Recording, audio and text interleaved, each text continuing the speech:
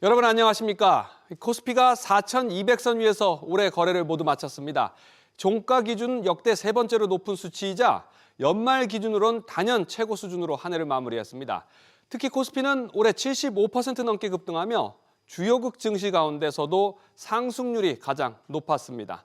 하반기에 국내 증시 상승을 주도했던 이 반도체 투톱, 삼성전자와 SK하이닉스도 나란히 사상 최고가를 경신하며 호조를 이어갔습니다. 취재 기자 연결해 보겠습니다. 최윤아 기자. 네, 최윤아입니다. 오늘 소폭 떨어지긴 했지만 코스피가 4,210선을 지켜내면서 올해 거래를 마무리했군요. 네, 코스피는 어제보다 0.15% 내린 4,214.17의 장을 마쳤습니다. 장중에는 4,226.36까지 오르며 사상 최고치인 4,226.75에 도전하기도 했지만 약보합권에서 마무리했습니다. 개인이 8천억 원 넘게 순매수했지만 외국인이 하루 만에 매도 전환하면서 기관과 합쳐 8천억 원 넘게 팔아치우며 상승 전환을 제한했습니다. 코스피는 지난해 종가인 2,399.49와 비교했을 때 1년 동안 75.6% 뛰어 지난 1999년 이후 가장 큰 상승폭을 기록했습니다. 코스닥도 역대 11번째로 높은 925.47에 올해 거래를 마쳤고 달러원 환율은 9원 20전 상승한 1,439원에 주간 거래를 마쳤습니다. 특히 코스피 대장주 삼성전자와 SK하이닉스가 사상 최고가를 다시 썼죠. 네, 삼성전자는 장중 12만 1,200원까지 올라 장중 사상 최고가를 경신한 데 이어 종가도 11만 9,900원을 기록해 역대 최고치를 기록했습니다. 어제장에서는 보통주 시가총액이 사상 처음으로 700조 원을 돌파하기도 했는데요. SK하이닉스도 장중과 종가 모두 신고가를 새로 썼습니다. 메모리 반도체 업황이 회복 국면에 들어간 점과 4분기 실적 개선 기대감이 반영된 것으로 풀이됩니다. 반면 테슬라와의 양극재 공급 계약 규모가 대폭 줄었다는 소식에 LNF는 10% 가까이 급락하는 등 2차 전지주는 약세를 보였습니다. 국내 증시는 이틀간의 휴장 후 사흘 뒤인 내년 1월 2일 오전 10시에 개장할 예정입니다. SBS 비즈 최윤아입니다.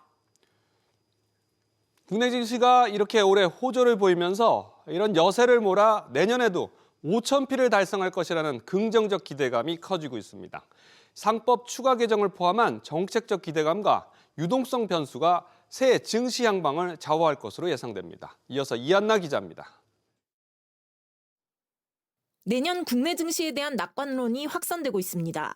삼성전자와 SK하이닉스 등 반도체 업종의 성장에 가속도가 붙어 증시를 주도할 것이란 관측입니다. 1개월 컨센서스는 이미 100조를 넘고 닉스도 한 내년 전망이 90조를 넘어가는 모습들까지 보여주고 있어서 굉장히 빠르게 상향 조정되고 있는데 저희도 어디까지 갈지 모르겠습니다. 반도체와 함께 올해 미국 자동차 관세 이슈로 주춤했던 자동차주도 실적 개선 기대가 커졌습니다.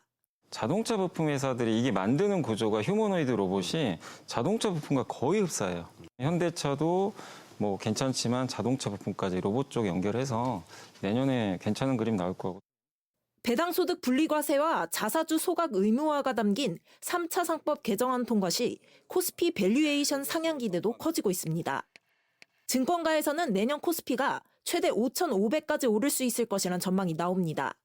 다만 하락 리스크도 상존합니다. 일각에서는 AI를 둘러싼 버블 우려가 커지거나 미국 빅테크들의 설비 투자 속도가 둔화될 경우 지수 조정폭이 확대될 수 있다는 지적이 나옵니다. 또 미국의 기준금리 인하가 지연되거나 다시 인상 압력이 커질 경우 글로벌 증시에 부담으로 작용할 수 있다는 분석도 제기됩니다. SBS 비즈 이한나입니다.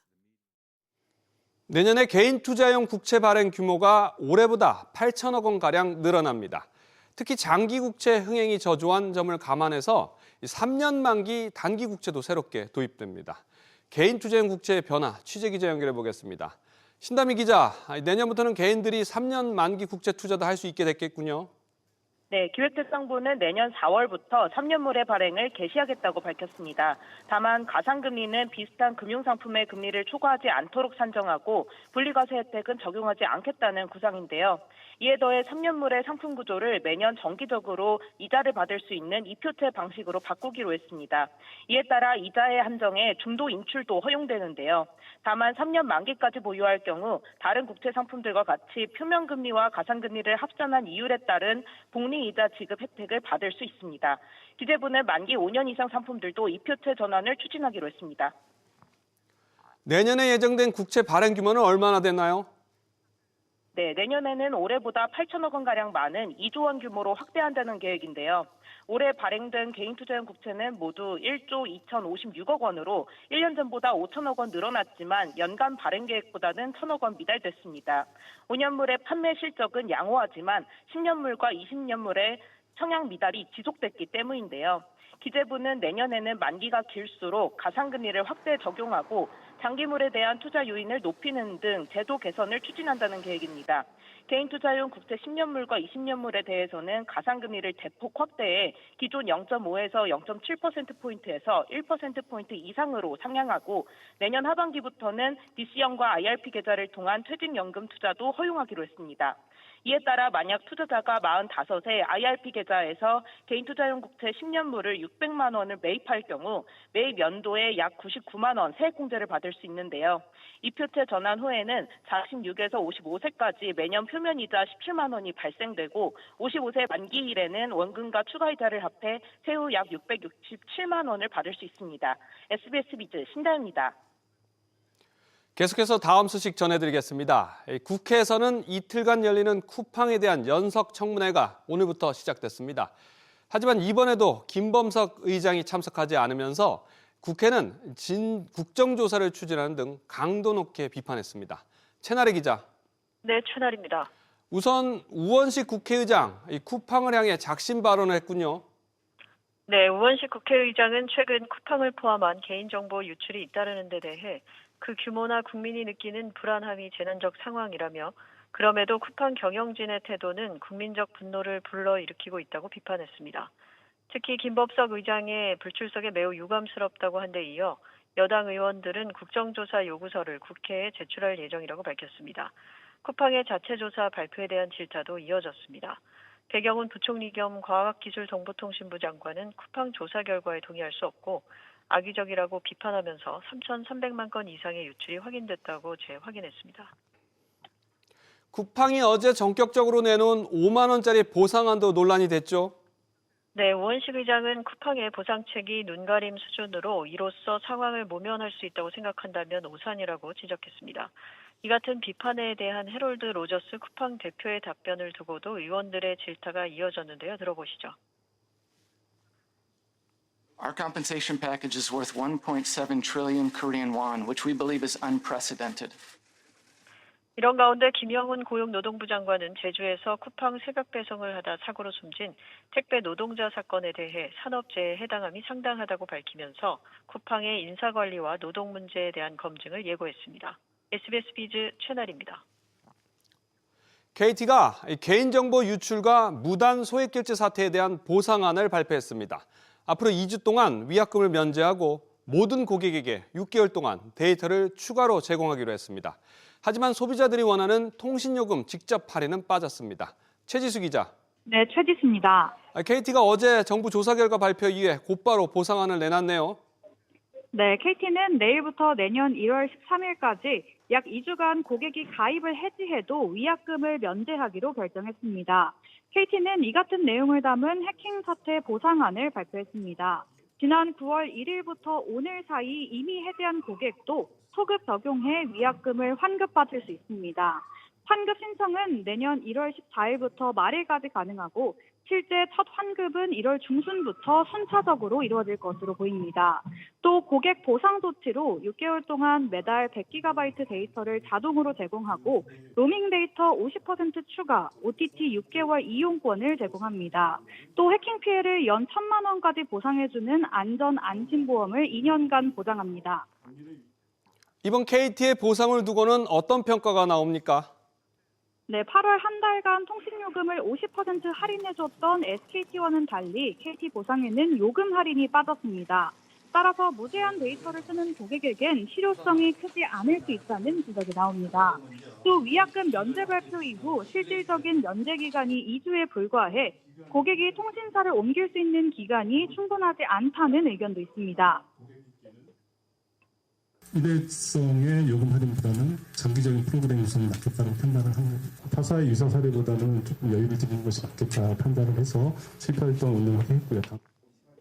SKT는 자체 보상에 5천억가량을 투입하는데 KT는 이번 보상 규모를 4,500억 원으로 추산하고 있습니다. 더불어 KT는 재발 방지를 위해 전사차원 정보보안 혁신 TF를 출범시키기로 했습니다. SBS 비즈 최기수입니다. 우리나라를 대표할 국가대표 AI 모델을 뽑기 위한 1차 경연이 오늘 열렸습니다. 5개 업체가 각각 개발한 AI 모델을 선보였는데요. 이 두뇌의 시냅스처럼 이 작동하는 매개 변수가 5천억 개에 달하는 AI부터 수능 과목 1등급을 받은 AI도 등장했습니다. 엄하은 기자가 보도합니다. 수학 문제를 사진 찍어 물어보니 8초 만에 답이 나옵니다. 자세한 풀이는 덤입니다. 네이버 클라우드가 시각, 음성 등의 활용 역량을 더해 새롭게 선보인 고성능 버전입니다. 사용자가 직접 이제 텍스트를 풀어서 입력을 하거나 과정을 거쳐야 되는데 이제 저희 이번 32B 모델 같은 경우에는 이미지에서 직접적으로 이제 텍스트들을 읽어드릴 수가 있어요. 주요 과목 언어, 수학, 그다음에 영어에서는 전부 이제 1등급을 확인을 한 상황입니다. LG와 SKT AI에 각각 심리 테스트용 웹사이트를 만들어 달라고 하니 금세 코딩을 끝냅니다. 같은 질문에도 AI가 만들어낸 구성은 달랐는데 LG AI는 주말에 주로 뭘 하고 싶냐는 질문을, SKT는 새로운 것을 배우는 걸 즐기냐는 질문을 만들었습니다. SKT는 두뇌 시냅스처럼 작동하는 매개 변수를 5천억 개까지 늘렸고, LG는 오픈AI 최신 모델 대비 100% 이상의 성능을 구현했습니다. AI 알고리즘 혹은 AI 기술 경쟁력에 있어서의 기초 체력의 역할을 하는 게 지금 우리가 진행하고 있는 프로젝트고요. 앞으로 정부에서는 계속해서 우리의 원청 기술 능력, 다양한 산업과 공공과 사회에서 적용될 수 있도록 하는 부분들도 적극적으로 지원을 할 예정이고요. NCAI, 업스테이지 등 모두 5개 업체가 경쟁을 벌인 가운데 정부는 내년 하반기 2곳의 국가대표 AI 업체를 선정합니다. SBS 비즈 엄하은입니다. 이제 올해도 내일 하루밖에 안 남았습니다. 새해에는 여러 금융제도들이 달라질 텐데요. 내년에도 이 부동산과 가계부채 관리가 강화되면서 집을 살 때 대출 받기는 더 어려워질 전망입니다. 반면에 서민과 취약계층의 대출 이자는 낮아집니다. 또 우체국에서 은행 업무를 볼 수도 있고 청년층을 위한 고금리 적금이 새로 나옵니다. 새해부터 달라지는 금융제도를 정보윤 기자가 정리했습니다. 내년에는 주택담보대출 기준이 더 엄격해질 전망입니다. 주담대에 적용되는 위험가중치 하한이 올라 은행의 자기자본 부담이 늘어나고 주택금융 신용보증기금 출연료율도 대출 금액 기준으로 차등 적용됩니다. 대출 규모가 클수록 은행 부담이 커지는 구조여서 고가주택일수록 대출받기 어려워질 수 있습니다. 은행에서 주담대 대출을 해주는데 부담감들이 증가하게 되면 대출 규모가 줄어들 수밖에 없다. 그래서 실수요자 중심으로 주로 규제의 영향을 받을 것으로 보여지고 고액자산과 저액자산 간의 양극화가 좀 더 심화될 것으로. 반면 서민과 취약계층을 위한 정책대출 금리는 내려갑니다. 불법 사금융 예방대출 금리는 15.9%에서 5에서 6%대로 대폭 낮아집니다. 기존 정책 서민 금융상품은 햇살론 일반보증과 특례보증으로 통합돼 모든 금융권에서 취급합니다. 햇살론 특례보증금리는 12.5%로 낮아지고 기초생활수급자 등은 9.9%까지 적용됩니다. 내년 2분기부터는 우체국 등에서도 은행대출과 같은 금융서비스를 대면으로 이용할 수 있게 됩니다. 청년 미래적금은 내년 6월 출시됩니다. 매달 최대 50만 원을 넣으면 정부 지원이 더해져 3년 뒤 2천만 원 이상을 받을 수 있습니다. 첨단 전략산업을 지원하는 국민성장펀드는 내년부터 연간 30조 원 규모로 본격 가동됩니다. SBS 비즈 정보윤입니다. 은행뿐만 아니라 보험제도도 달라집니다. 새해부터는 육아휴직 때 보험료가 할인되고 사망보험금도 살아생전에 연금처럼 받을 수 있게 됩니다. 실생활과 관련된 보험과 금융투자제도 변화 알아보겠습니다. 오세영 기자, 이 사망보험금을 노후자금으로 활용할 수 있는 게 언제부터 가능할까요? 네, 그렇습니다. 우선 사흘 뒤인 내년 1월 2일에는 전체 19개 생명보험사가 사망보험금 유동화 상품을 내놓습니다. 종신보험 일부를 유동화해서 노후자금으로 활용할 수 있게 되는데요. 고객센터나 영업점을 통해서 신청할 수 있습니다. 또 4월부터는 보험료 할인을 받을 수 있는데요. 본인이나 배우자가 출산이나 육아휴직을 할 경우 어린이 보험 보험료를 1년 이상 할인해 줍니다. 할인율은 보험사마다 달라질 전망입니다. 또 부모의 보험료도 1년까지 납입 유예가 되고요. 보험계약 대출이자도 상환을 1년 이내 미룰 수 있습니다. 이뿐만 아니라 카드 사용에 있어서도 달라지는 제도가 있는데요. 미성년자의 카드 발급이 더 편리해질 전망입니다. 12세 이상만 체크카드를 발급받을 수 있던 연령 제한이 1분기에 폐지되는데요. 여기에다 미성년자의 후불 교통카드 이용 한도도 상향됩니다. 또 미성년자 대상의 가족카드도 발급받을 수 있게 됩니다. 이 밖에 새로운 투자 상품도 나오는군요. 네, 내년 3월부터는 일반 투자자도 벤처나 혁신기업에 투자가 가능해집니다. 상장 공모펀드인 BDC 도입 관련해서 자본시장법이 시행되기 때문인데요. 운용사 인가와 상품 심사를 거쳐서 신규 상품이 출시될 예정입니다.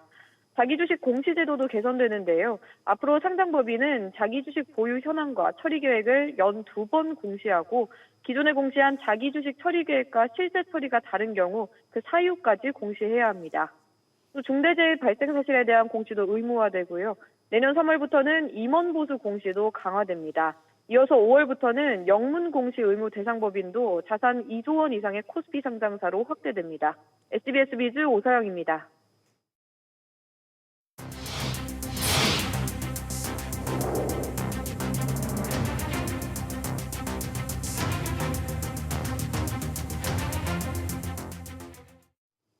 정부와 노사가 2030년까지 우리나라 실질 근로시간을 경제협력개발기구 평균 수준인 1,700시간대로 낮추겠다는 계획을 공개했습니다.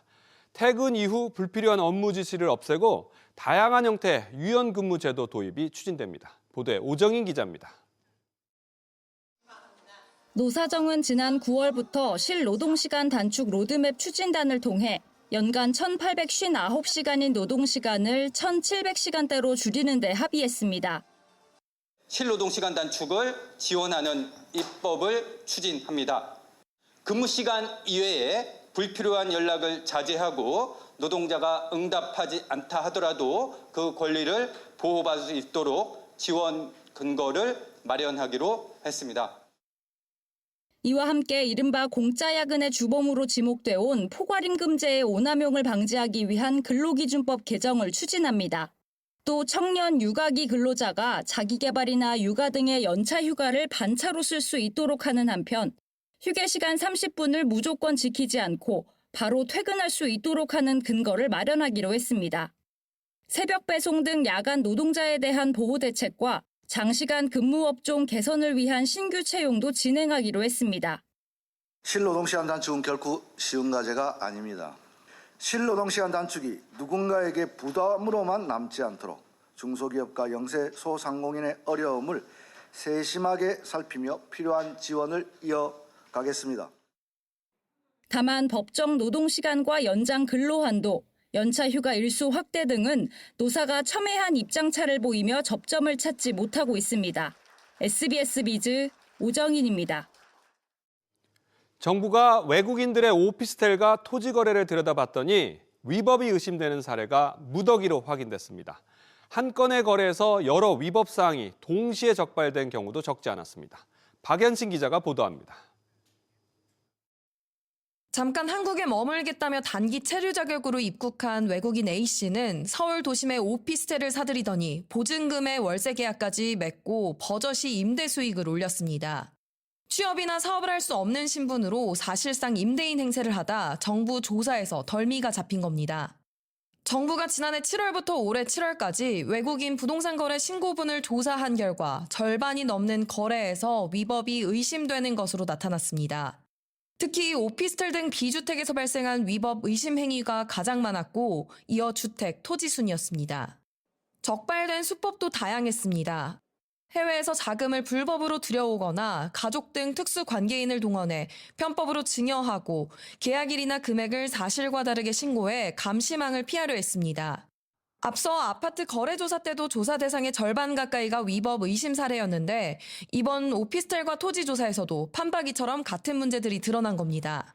아파트보다 상대적으로 실거주 의무나 거래 규제가 느슨한 점을 노려 투기성 자금이 비주택으로 쏠린 것으로 보입니다. 외국인의 부동산 투자는 철저하게 기본적인 상호주의에 입각해서 그들의 투자나 부동산 관련 활용을 재점검해야 될 필요가 있습니다. 외국인의 무분별한 부동산 투자가 국내 부동산 시장을 좀 왜곡하고 정부는 적발된 거래 사례를 국세청과 경찰 등에 넘겨 세무조사와 수사를 의뢰하는 한편 외국인 부동산 투기에 대한 관리 감독을 한층 더 강화하겠다고 밝혔습니다. SBS 비즈 박연신입니다. 앞으로 가맹점과 대리점에 대한 본사의 갑질이나 가격 담합을 하는 기업들은 대규모 과징금을 물게 됩니다. 강력한 경제적 제재로 시장 질서를 잡겠다는 겁니다. 김한나 기자가 보도합니다. 메가커피는 수억 원 상당의 모바일 상품권 수수료 전액을 가맹점들에 떠넘기면서 관련해 발생한 리베이트는 본사가 챙겨오다 공정거래위원회로부터 23억 원의 과징금을 부과받았습니다. 이렇게 본사로부터 불공정 행위를 경험한 점주는 전체의 절반에 달했습니다. 주로 본사가 제공한 주요 정보가 사실과 다르거나 부당한 비용 떠넘기기, 거래 조건을 일방적으로 바꾸는 등이었습니다. 정부는 징역형 대신 벌금을 강화하는 처벌의 패러다임을 전환하고 앞으로 가맹 대리점 부당 행위에 대해 현재보다 10배 많은 50억 원까지 과징금을 물리기로 했습니다. 형벌 중심 관행에서 벗어나 시정 명령과 함께 대폭 상향된 과징금을 통해 기업의 위법 행위를 실효적으로 억제하겠습니다. 또 납품업체가 다른 경쟁사와 거래한다고 불이익을 주는 등의 방해 행위에 대해서도 지금보다 10배 높은 최대 50억 원의 과징금을 물리고 가격 담합에 대해선 2배 많은 100억 원까지 과징금 수위를 높이기로 했습니다. SBS 비즈 김한나입니다. 기업 회생 절차를 밟고 있는 홈플러스가 끝내 인수자를 찾지 못하면서 사업 부문을 잘게 쪼개 분리 매각하는 쪽으로 방향을 틀었습니다. 대규모 점포 정리와 인력 구조 조정이 불가피할 전망입니다. 신채영 기자. 네, 신채원입니다. 홈플러스가 이런 내용의 회생 계획안을 제출했다고요? 네, 그렇습니다. 홈플러스 사업부문 가운데 기업형 슈퍼마켓 SSM인 홈플러스 익스프레스를 떼어내 따로 매각하는 방안이 골자입니다. 몸집을 줄인 뒤 다시 대형마트 부문 인수자를 찾겠다는 구상입니다. 회생 계획안에는 앞으로 6년간 부실 점포 41개를 정리한다는 내용도 포함되어 있습니다. 이렇게 되면 기존 점포의 40%가 문을 닫는 셈인데요. 이에 따라 대규모 인력 감축도 불가피할 전망입니다. 회생 계획안 승인을 위해선 채권단 3분의 2 이상의 동의가 필요한데 동의를 얻지 못하면 청산으로 갈 가능성이 커집니다. 이번 회생 계획안을 두고 홈플러스 최대 주주인 MBK 파트너스에 대한 비판이 쏟아지고 있죠. 네, 민병덕 더불어민주당 의원은 이번 회생안에 대해 알뜰은 팔고 부담은 버리는 구조 조정이며 먹튀 시나리오라고 지적했습니다. 안도걸 민주당 의원도 홈플러스 회생을 위해 제대로 된 자구 노력을 하지 않는 MBK의 경영은 무책임을 넘어선 직무유기라고 비판했습니다. 노조 반발도 이어졌는데요. 마트노조 홈플러스 지부는 MBK가 모든 책임을 현장 노동자에게 전가하고 있다며 오는 2월 총력 투쟁을 비롯해서 모든 수단을 동원해 끝까지 싸울 것이라고 강조했습니다. SBS 비즈 신채원입니다. 우리나라의 29번째 원자력 발전소인 세울 3호기가 착공 9년 만에 운영 허가를 받았습니다. 원자력안전위원회는 오늘 회의를 열고 울산시 울주군 세울 3호기의 운영 허가안을 심의해 의결했다고 밝혔습니다. 지난 2016년 착공을 시작해 준공을 앞두고 있는 한국형 원전인 세울 3호기는 발전 용량 1,400메가와트, 설계 수명 60년인 가압 경수령 원전입니다.